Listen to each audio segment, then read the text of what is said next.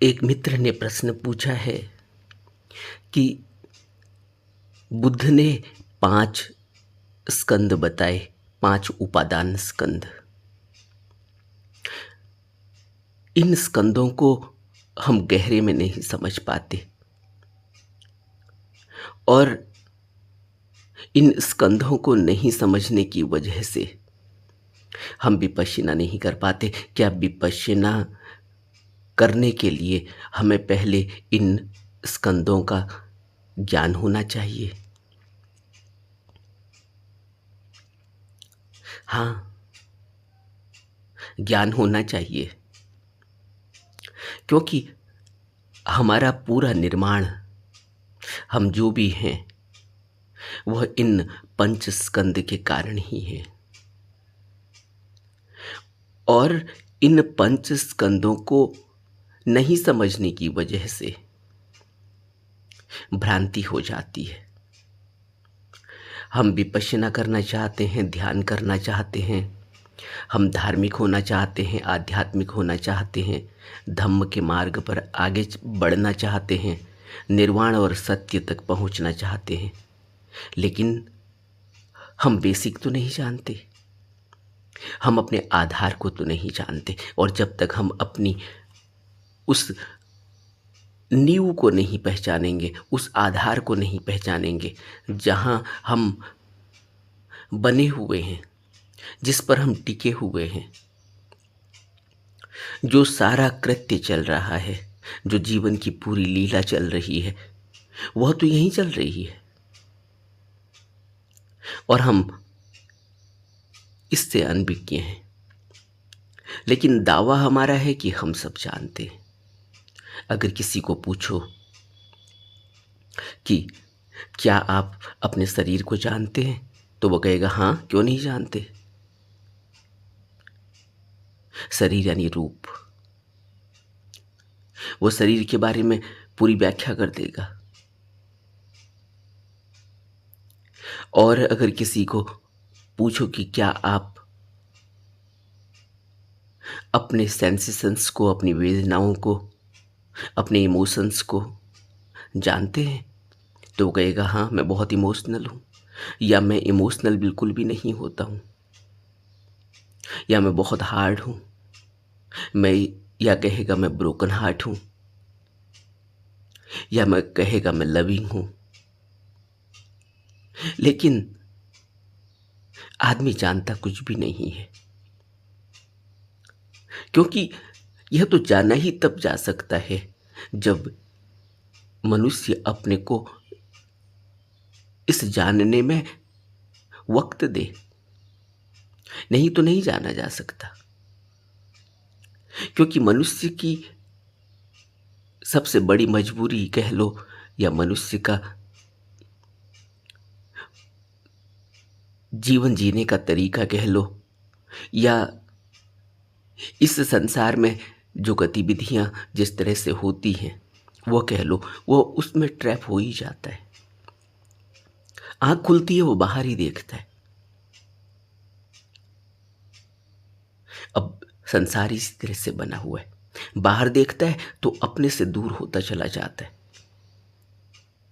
आंख बंद होती है तब अपनी तरफ को मुड़ता है, तब उसे अपने विचार दिखाई देते। आपने देखा ना, कोई व्यक्ति, या कभी आप बिस्तर में लेट गए हैं, आंखें बंद हैं, तो तुरंत पूरे दिन क्या गतिविधि हुई वो सब ख्याल आने लगेंगे।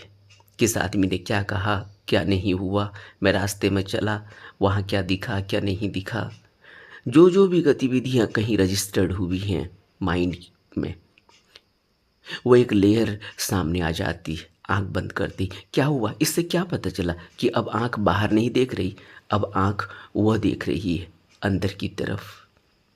अब आंख देख रही है या कौन देख रहा है? जो भी देख रहा है वो अंदर की तरफ जहां रजिस्टर्ड हो चुका है सब कुछ, वह सब एक रील की तरह वहां चल रहा है, एक फिल्म की तरह चल रहा है।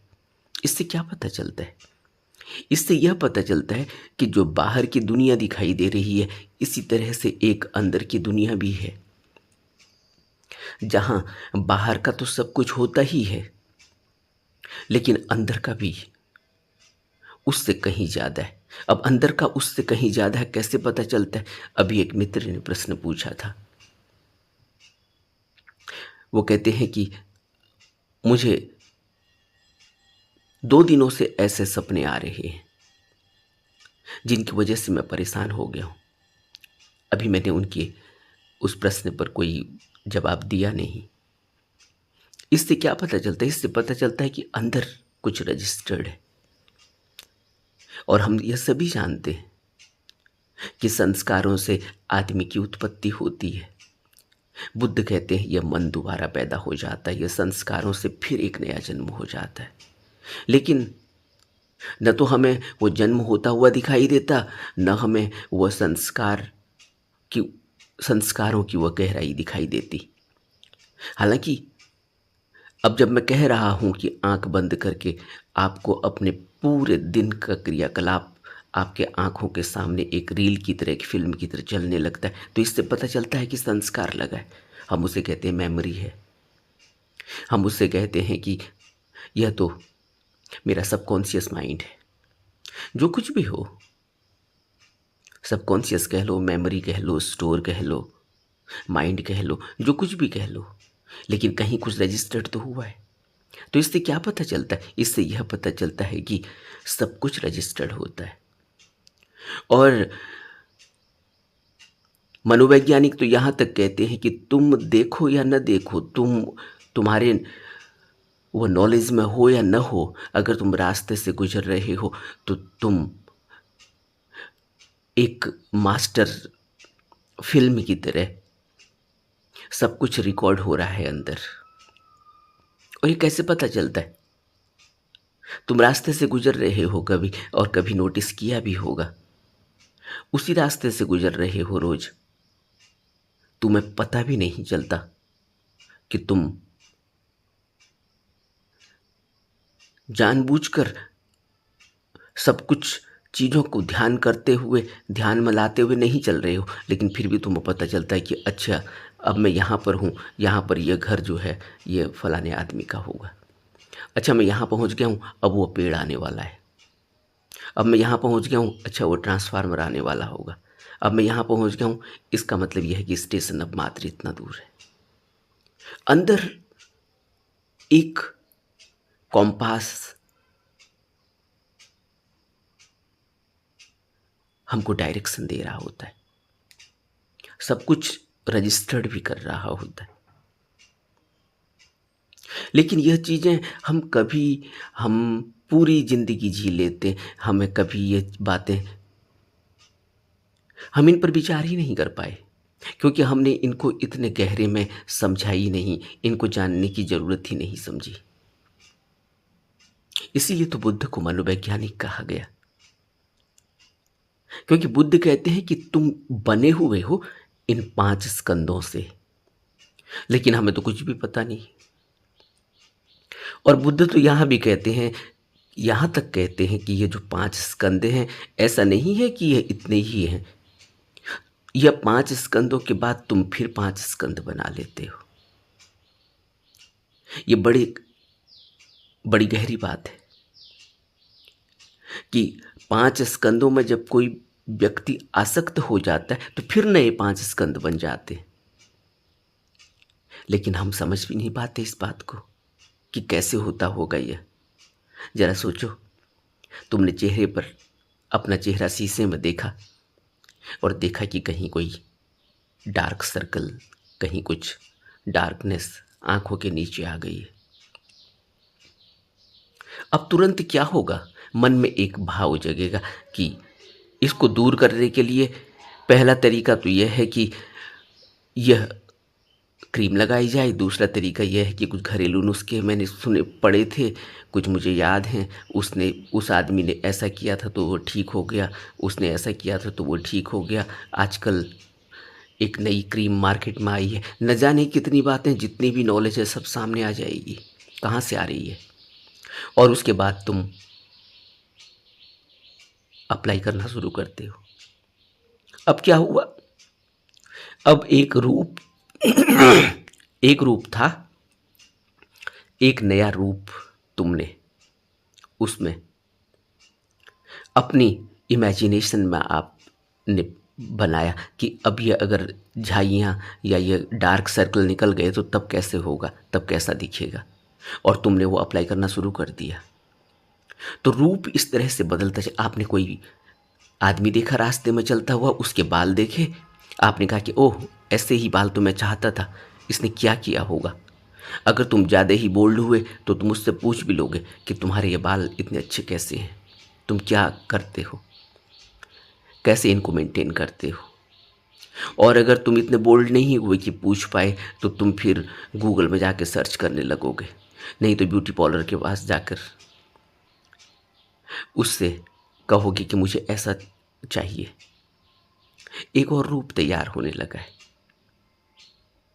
और इसी तरह से सिर्फ रूप ही नहीं, पांचों स्कंद हम इसी तरह से बनाते हैं। और बार बार हम फिर नए 5 स्कंद तैयार कर लेते हैं। और बुद्ध कहते हैं कि यही 5 स्कंद तुम हो। लेकिन हमें कुछ भी पता नहीं, हमें रूप के अलावा और अपने इंटेलेक्ट के अलावा हम कहते तो हैं मन, मेरा मन यह नहीं करता, मेरा मन वह नहीं करता, मेरा मन यह करता है। लेकिन मन को हम बिल्कुल नहीं जानते। मन की गहराइयों को हमने कभी न समझने की कोशिश की, और न मन की गहराइयों को हम कभी देख पाए, समझ पाए। बुद्ध कहते हैं कि 5 स्कंद हैं। 5 स्कंद में रूप है, संज्ञा है, वेदना है, संस्कार है, विज्ञान है।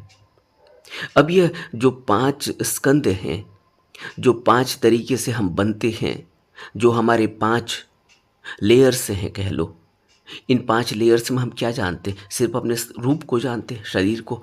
इस शरीर में भी हम पूरी तरह से इसको भी नहीं समझ पाते।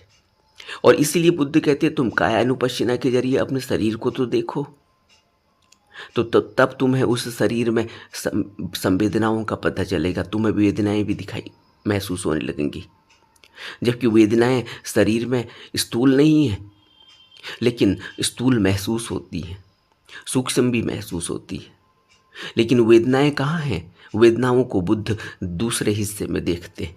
बुद्ध कहते हैं कि पहले हिस्से में तुम्हारा रूप है और दूसरे में नाम है। नाम को उन्होंने बाकी के चारों को उन्होंने नाम शब्द इस्तेमाल किया। ये नाम और रूप को मिलकर पंचस्कंद बनते हैं। नाम और रूप क्या है? नाम में बुद्ध कहते हैं कि विज्ञान है, संज्ञा है, वेदना है, संस्कार है। यह नाम का हिस्सा है, यानी कि यह सूक्ष्म है। और स्थूल में सिर्फ रूप दिखाई देता है, भौतिक शरीर दिखाई देता है, यह रूप है।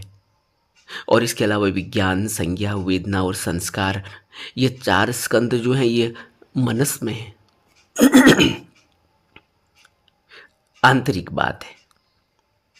इसको 5 स्कंद का हम इससे तैयार हुए, लेकिन हम कुछ भी नहीं जानते। लेकिन क्या इनको जाने बिना विपश्यना नहीं हो सकती?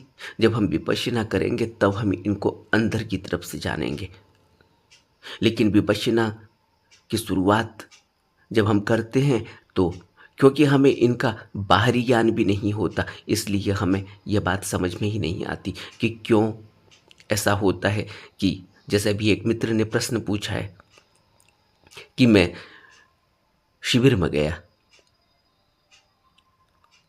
विपश्यना शिविर में, गुरुजी गोयंका जी के विपश्यना शिविर में गया 10 दिन के, और छठे दिन के बाद से मेरे अंदर इतना लस्ट पैदा हुआ, इतना काम जगने लगा। अब हम यह समझ ही नहीं पाते कि यह क्यों होता है। इसी तरह से एक मित्र ने प्रश्न पूछा है कि इतना आलस सुबह सुबह शुरू हो जाता है। इस आलस को एक नाम दिया, स्त्यानमृद। स्त्यानमृद स्त्यानमृद कठिन शब्द है, लेकिन यह विकार हैं। इनको न्यूरण भी कहा जाता है। ये जो न्यूरण है ये परेशान करते हैं। जब भी हम विपश्यना की शुरुआत करते हैं, विपश्यना करने लगते हैं, तो न्यूरण आगे आ जाते हैं। ये न्यूरण यानी जो भी अंदर हमारे मानसिक पटल पर, मनस पर है, ये बाहर आने लगता है। तो उन मित्र ने प्रश्न पूछा कि इतना आलस आने लगता है, फिर लगता है कि इस जन्म में तो नहीं हो पाएगा, छोड़ो, क्या करनी है विपश्यना। इसी तरह से एक मित्र ने प्रश्न पूछा था कि जब विपश्यना करने लगो तो इतना पश्चाताप, इतनी गलतियां, इतने संशय सामने आ जाते, रोना आने लगता है, बेचैनी शुरू हो जाती है, ऐसा क्यों होता है। इसको बुद्ध के वक्त में जो शब्द था औद्धत्य कौकृत्य, यह औद्धत्य कौकृत्य शब्द का यही अर्थ है कि इतनी बेचैनी शुरू हो जाती है, इतना पश्चाताप अपनी जिंदगी पर आने लगता है कि रोने लगता है। इसलिए आपने देखा होगा विपश्यना शिविर में लोग रोने भी लगते हैं। यह सब कुछ क्यों हो रहा है? यह सब कुछ इसलिए हो रहा है क्योंकि यह तो मानस पर, मनस पटल पर सब कुछ अंकित हो चुका है। क्योंकि इससे यह पता चलता है कि जीवन आज से नहीं है, संस्कार गहरे हैं और उन्हीं संस्कारों से हम आए हुए हैं, हमारा निर्माण हुआ है। इसीलिए जो बाकी का नाम है, नाम रूप जो हम जिसको कह रहे हैं कि रूप तो हमारा है, भौतिक शरीर है ही, इसके अलावा जो नाम है जिसमें विज्ञान, संज्ञा, वेदना और संस्कार है, ये चार चीज़ें जो अंदर चल रही हैं, ये सब कुछ ही हमारा पुराना निर्माण है, उससे बनी हुई है। अब यह कैसे हम समझेंगे? तो जैसे ही हम विपश्यना की शुरुआत करते हैं तो हमें इन आंख बंद करते ही इनमें से कुछ चीज़ें महसूस होने लगती है।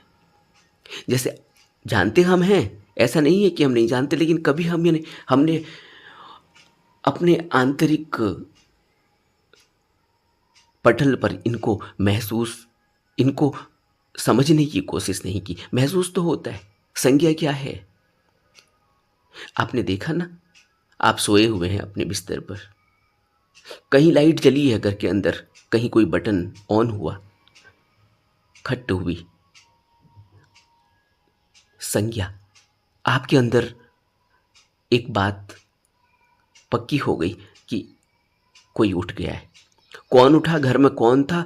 तो आपका माइंड, आपकी संज्ञा यह कहेगी कि यह वक्त उठने का तो उनका है, वो उठ गए हैं, लाइट चल गई है, वो बाथरूम चले गए। अब यह कहाँ से, आप सोए हुए हैं लेकिन आपको यह भी पता नहीं कि कौन उठा, किसने लाइट जलाई, लेकिन और वो लाइट जली थी या कोई और घट थी, यह भी नहीं पता। और वो वही आदमी था जो तुम समझ रहे हो, यह भी सिर्फ एक एज्यूम्सन है, अंदर एक संज्ञा है, एक अंदर एक ऐसा ख्याल पैदा हुआ कि इस समय तो वही उठते थे, वही उठे होंगे, बाथरूम गए होंगे, इसलिए लाइट ऑन हुई है। और जब सुबह को तुम पूछते हो कि कौन उठा था, तो तुम जो सोच रहे थे, जो तुम्हारी संज्ञा थी, वो कई बार सही होती है, कई बार नहीं होती। मालूम पड़ा कि नहीं, जो तुम सोच रहे थे ऐसा नहीं था, उठा कोई और था, और वो बाथरूम भी नहीं गया था, उसने तो फ्रिज खोलकर पानी पिया था। लेकिन अंदर एक वैक्यूम है, एक अंदर एज्यूम्सन है, वो पहले से ही आपको एक इमेज बना के दे देती है। या आपने कभी देखा, आप घर के अंदर हैं और बेल बजी, आपका दरवाज़ा, गेट किसी ने खटखटाया, आप पहले ही अंदाज़ा लगा लोगे कि यह वक्त तो किसी के आने का है ही नहीं, तो कोई नया आया होगा, या तो कोई पोस्टमैन है, या कोई और डिलीवरी बॉय आया हुआ है, या कोई आस पड़ोस वाला आया हुआ है। न जाने कितनी बातें दिमाग में आने लगेंगी। किसी की शादी तय हुई है, शायद कार्ड लेकर कोई आया हुआ है। यह मन कहाँ तक सोच लेता है। ये कौन सोच रहा है, ये कौन इतनी संज्ञा दे रहा है, इसे कहते हैं संज्ञा। अब इन सभी चीज़ों को समझना, यहाँ घुस घुस के अपने को देखना कि ये क्या हो रहा है, उस पर लगाम लगाना विपश्यना के माध्यम से, ध्यान के माध्यम से ही होता है। इसलिए इतना आसान जितना हम समझ रहे हैं कि हम गए और 10 दिन का शिविर हमने कर लिया और बात खत्म हो गई, बात उतनी ही नहीं है। अपने को खोल कर देखना है पूरा, और अपने इन पांचों स्कंदों को, अपने इन पांचों लेयर्स को अंदर जाकर देखना है। अब प्रश्न उठता है, यह भी प्रश्न पूछा गया है, कई बार पूछा गया है कि विपश्यना की आवश्यकता क्यों है, विपश्यना से क्या होता है, विपश्यना से कैसे हम साफ हो जाते हैं, विपश्यना को क्यों निरोधगामिनी प्रतिपदा कहा, इससे कैसे दुख दूर होते हैं। ये कितनी बार प्रश्न पूछा गया है। अब सोचो, आपको पता चला कि आपकी संज्ञा हमेशा ही गलत होती है, क्योंकि आप जो अनुमान लगा रहे हो वो अनुमान ठीक नहीं है। लेकिन कभी हमने इन पर ध्यान ही नहीं दिया कि हम अनुमान लगाते ही क्यों हैं। इन अनुमान लगाने की वजह से ही तो हम 2400 घंटे विचारों में रहते हैं, और वह विचार हमारे अंदर आ रहे हैं, वह बातें हम अनुमान में लगा रहे हैं जिनका कोई अर्थ नहीं है, बिल्कुल ही बेअर्थ है, जिनका लेना देना ही नहीं है किसी से। अब किसी पेड़ को देखा, उसी में अपने अनुमान लगाने शुरू कर दिए, नहीं वो पेड़ देखा था इससे पहले, वो इससे ज़्यादा बेहतर था, वो उस ज़्यादा घना था, उसमें ज़्यादा पक्षी बैठते थे, इसमें कम पक्षी बैठ रहे हैं, उसमें घोंसले भी थे, इसमें कम घोंसले हैं, उसके पत्ते छोटे थे बड़े थे, वो सब कंपैरिजन आ रहा है, वो सब संख्या का हिस्सा है। क्यों हो रहा है ऐसा?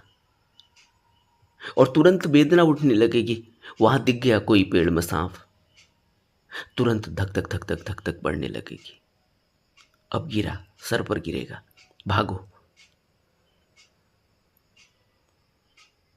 हम कभी सोच ही नहीं पाए कि यह हम हैं कौन, हम बने कैसे हैं, हम चलते कैसे हैं, हमारा यह जीवन चक्र चलता कैसे है, और क्यों हम अस्तित्व से जुड़े हुए हैं, कैसे अस्तित्व से जुड़े हुए हैं। और ऐसा भी नहीं है कि हमें इनका पता नहीं चलता, बहुत स्थूल में भी पता चलता है, लेकिन हमारे अंदर वो होश ही नहीं है कि हम इस पर कभी रिसर्च कर सकें। इसीलिए तो बुद्ध अपने शुरुआत में ही कहते हैं कि इस रहस्य को कौन जानेगा जिसको मैंने पाया है। इस अलौकिक रहस्य को किसको बताऊं, क्योंकि दुनिया तो तृष्णा और वासना में ग्रसित है, क्योंकि हमारा पूरा जीवन तो कहीं और लगा हुआ है, हमने तो पूरा दांव लगा रखा है, हम तो भाग रहे हैं उन तृष्णाओं और उन वासनाओं को पूरा करने के लिए, क्योंकि हमें लगता है कि इस रेस में कहीं हम पीछे न रह जाएं। और हम चाहे कितनी ही दौड़ लगा लें, हमारे बाप दादाओं ने भी दौड़ लगाई, उनके बाप दादाओं ने भी दौड़ लगाई, और न जाने अनंत समय से हम ऐसी ही तृष्णाओं के पीछे दौड़ रहे हैं, और ये कभी पूरी नहीं हुई। इसलिए बुद्ध कहते हैं कि ये 5 उपादान या 5 स्कंद हम बार बार पैदा करते रहते हैं। संज्ञा, जो जैसे मैंने अभी कहा, इस संज्ञा से और नई नई संज्ञा पैदा होंगी। वेदना उठी, इस वेदना से और नई नई वेदना उठी। आपने देखा वेदना कैसे उठती है, वेदना का कैसा स्वरूप है, कभी महसूस हुआ?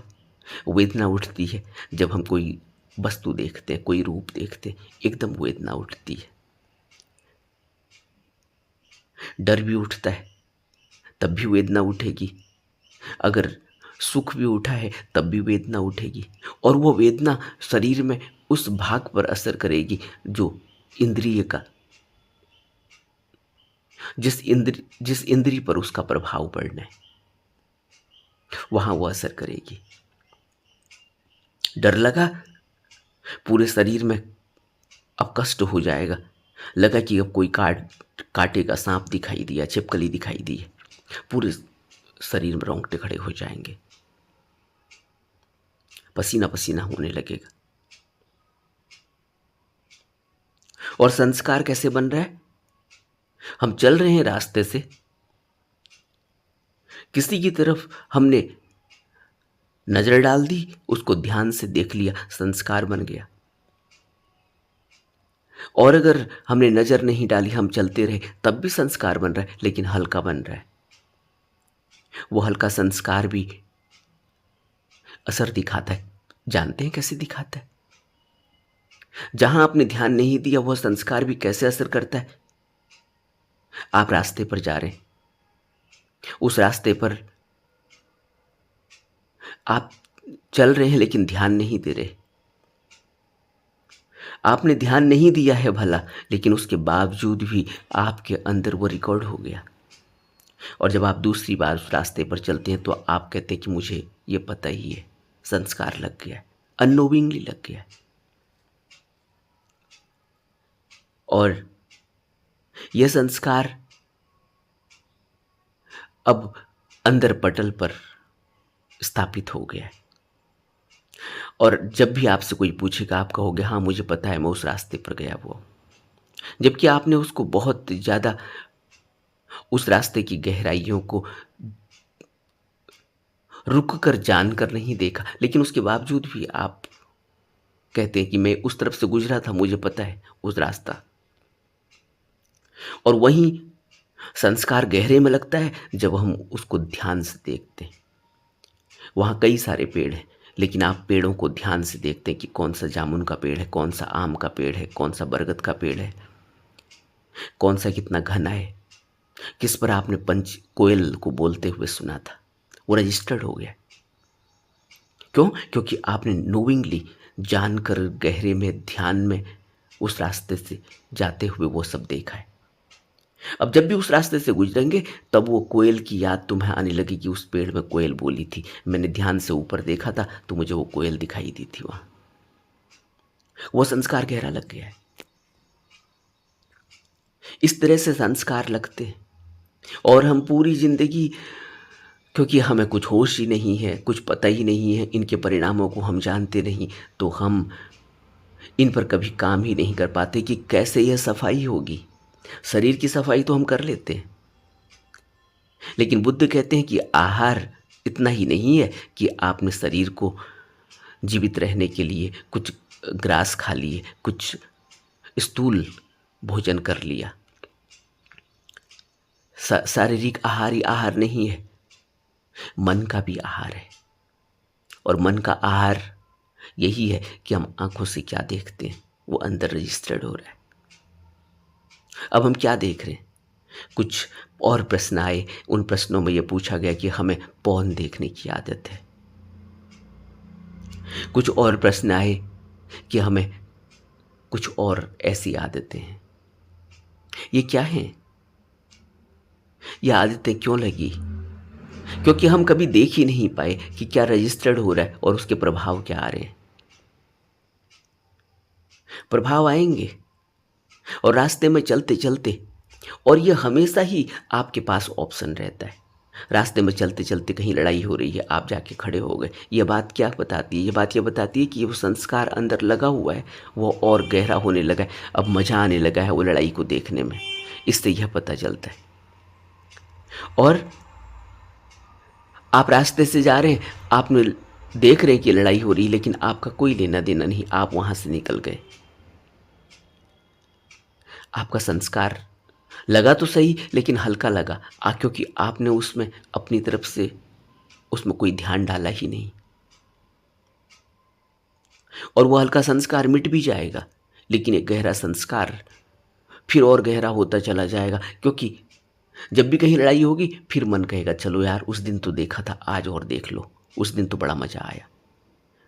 ऐसे हम अपने संस्कारों को और गहरा करते चले जाते हैं, और गहरा करते चले जाते हैं, और धीरे धीरे वो इतना कठोर और इतना जटिल हो जाता है कि अब हम आदतन हो जाते हैं। आपने देखा बाद में लोग फिर उन्हीं लड़ाइयों को अपने मोबाइल पर, आजकल तो सब फैसिलिटी हो गई है, सारा कुछ आपके मोबाइल पर उपलब्ध है। आप बटन दबाते हैं गूगल पर और देखते हैं कि मुर्गों की लड़ाई, और देखते हैं कि सांडों की लड़ाई, और देखते हैं कि आदमियों की लड़ाई, औरतों की लड़ाई, सब गूगल पर आ जाता है। और फिर आप उसमें उसको घंटों देखते रहते हैं और गहरा संस्कार लग रहा है और हमें पता ही नहीं चलता कि हम वैसे ही बन जाते हैं। एक स्थिति ऐसी होती है, आपने देखा होगा, रास्ते में चलते चलते दो आदमियों की लड़ाई हो रही है, कुछ कहा सुनी होगी कोई बात पर, तीसरा आदमी कूद पड़ता है, वो भी दो हाथ अपने लगा देता है, हाथ साफ करता है। कभी पुरानी बात है, मैं दिल्ली में किसी मेट्रो का सफ़र कर रहा था। अचानक ट्रेन का दरवाज़ा जब स्टेशन पर खुला तब सब कुछ ठीक था, लोग उतर भी गए। जैसे ही ट्रेन का दरवाज़ा बंद होने वाला ही था, कुछ ही सेकंड में बंद हो जाता, तभी अचानक मेरे बगल से एक आदमी ने, पीछे खड़ा था वो किसी आदमी के, उसकी गले की चेन पर झटका मारा और चेन पकड़कर वो भागने लगा, कूदने लगा, उस ट्रेन दरवाजे से बाहर निकलने लगा। तभी दरवाज़ा बंद हो गया और वो चेन सही से टूट भी नहीं पाई, मजबूत चेन थी। अब उसने चेन पर हाथ लगाया हुआ है और दरवाजे से बाहर जाने के लिए भी ताकत लगाई हुई है। दरवाज़ा एकदम बंद हो गया, चेन टूटी नहीं। और उसके बाद उसकी जो पिटाई हुई, और पिटाई जो शांत दूर खड़ा हुआ था वह भी वहाँ से आ गया, दूसरे डिब्बे से आ गया और उसने भी दो हाथ साफ कर लिए। इस तरह से हमारा जीवन। मैं वहीं खड़ा हूं और मैं वहीं खड़े होकर ये सब नाटक देख रहा हूं। जाने कितने लोगों ने उसको लातें मारी, जाने कितने लोगों ने उसके ऊपर अपने कमेंट दिए कि यह करना चाहिए, वह करना चाहिए। फिर ट्रेन रुकवाई गई, फिर पुलिस बुलाई, सीआरपीएफ बुलाई गई, सीआईएसएफ बुलाई गई, जो भी न जाने कितना ड्रामा हुआ। लेकिन उसमें कुछ लोग थे जो ओवर एक्टिव हो गए। ये सब हमारे अंदर है जो बाहर निकल कर आ जाता है। इसीलिए तो आपने देखा जो लोग बाहर कंट्रीज में जाते हैं, अमेरिका में जाते हैं, इंग्लैंड में जाते हैं, कनाडा में जाते हैं, या दुबई और सऊदी जाते हैं, उन लोगों की जो आदतें हैं यहाँ, वह आदतें वहाँ भी सामने आ जाती हैं।